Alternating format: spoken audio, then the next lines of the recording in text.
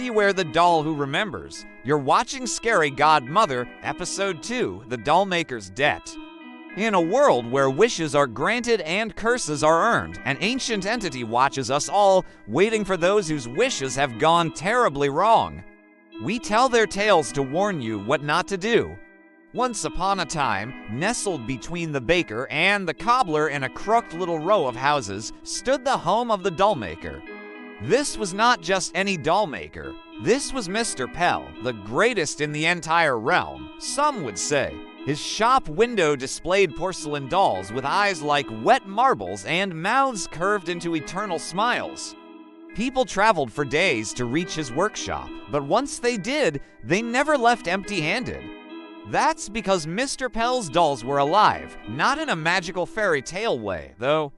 No, his dolls were alive like lichens clinging to tombstones, like mold on old bread, like the plague on London. They were alive and well, thank you very much. Mr. Pell was a master of his craft. He could imbue life into inanimate objects. He made clocks that ticked, carpets that unrolled themselves each morning for sweeping, chairs that rocked gently when placed by a hearth. But his true passion was dolls. Why? Because Mr. Pell had made a deal. Many years before, when his hands were younger and his talent raw, he received a visitor. It was a woman cloaked in velvet shadows, tall and thin, with eyes like polished onyx and lips like ripe bloodberries. Her white skin was stretched tight over high cheekbones and her hair fell past her knees, black and thick as tar. "Hello, Mr. Pell," she purred as she entered his shop without knocking. "I am your scary godmother." She crossed the room in 3 long strides and smiled at him. It was a disturbing sight. Her teeth were too long and sharp and glistened like the fangs of a hungry bat. "I see your hunger, Mr. Pell," she continued. "Your desire for more, something greater. I can help you." He felt a prickle on the back of his neck. He wasn't sure if this was a warning or a threat. "How?" he asked. She leaned close. "I know you wish to make beautiful things come to life. What if I gave you the power to do so? Your dolls would blink. They would breathe. They would move.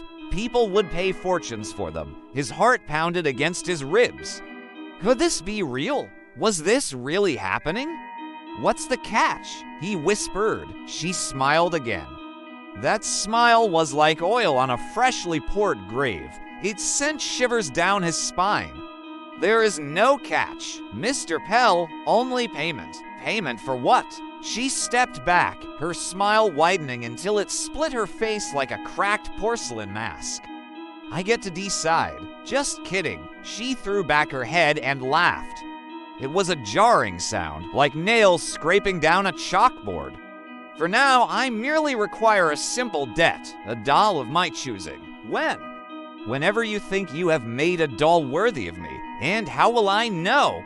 "I shall find you, Mr. Pell, and then I shall claim my prize." With that, she disappeared, leaving him alone with his thoughts and his fear. He looked at the dolls in his shop, their glassy eyes staring back at him accusingly. He could feel their gaze boring into his skull, judging him. He hated it, so he locked them all in his basement and he began to work. Years passed. Mr. Pell created masterpiece after masterpiece, each one more wondrous than the last. A rocking horse that kicked its legs in time with the music box inside. A parrot that mimicked everything it heard. A dog that barked at strangers and wagged its tail when stroked. All these marvels left his shop and went to homes around the world, places of great wealth where money was no object. They adored his work and paid him handsomely for it. And all the while, Mr. Pell waited, knowing that one day soon his scary godmother would return. It wasn't long, actually, before the first rumor reached his ears. Some new mother swore her child's rocking horse had galloped around the nursery in the middle of the night. A lord claimed his parrot repeated his wife's cruelest taunts back to her. A countess insisted her dog barked at invisible intruders and whined when no one was near. Mr. Pell winced at each story, bracing for the inevitable knock at his door, and then it came. He was sitting in his workroom surrounded by half-finished projects when the bell above his door chimed. He knew who was there before he even turned around. Well, Mr. Pell heard a familiar voice. Standing in his doorway was the woman from his nightmare, the harbinger of doom. His scary godmother. Time had been kind to her. If anything, she seemed to glow brighter with each passing year. Behind her, the sky crackled with dark energy, promising pain and torment. He stared at her in horror, speechless. Did you send them? He choked out, gesturing vaguely to the stories that had been circulating. She tilted her head, considering him like a cat regarding a mouse. Did I what? You sent them? Didn't you? Those things, he hissed, they're mine, they're alive. She chuckled, a low rumble in her chest. Why would you think that? Because they are. They move, they talk. They almost killed my friend. He says his wife has turned into a serpent, almost killed your friend. Did she? She echoed, a predatory gleam in her eyes. That sounds like you're doing, Mr. Pell. You imbued those things with life. Of course, they'd become unruly. I needed to. To make money, to survive, he stammered.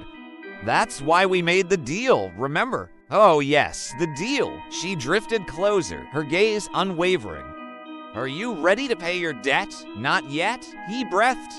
Not yet. Please, suit yourself, she purred, turning away from him to leave. As she did, she cast one last look over her shoulder. Just know that the longer you wait, the more I will want. With that, she vanished into the swirling vortex behind her, leaving Mr. Pell alone in his cluttered workshop. He wanted to destroy his work, obliterate every clock, carpet, and chair that twitched and turned. But destroying them wouldn't destroy the magic.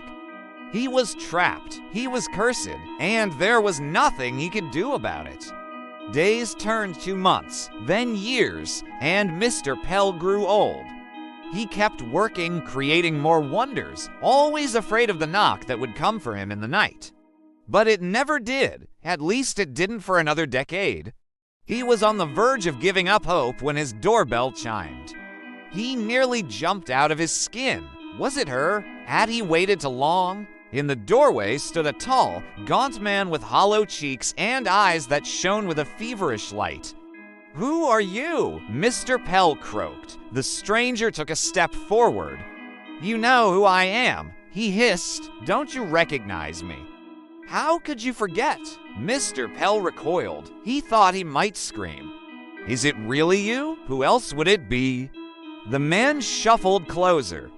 My sister, he rasped. She took the doll, the one you made. She said it was the most beautiful thing in the world. She clutched it close and whispered secrets into its cold, dead ear. And then she disappeared. Mr. Pell's blood ran cold. He knew what had happened. He knew what his scary godmother planned. He should have known. Why did he not stop her? He could have saved the girl. He could have destroyed the doll. Where did she go? He whispered, his voice hoarse with emotion.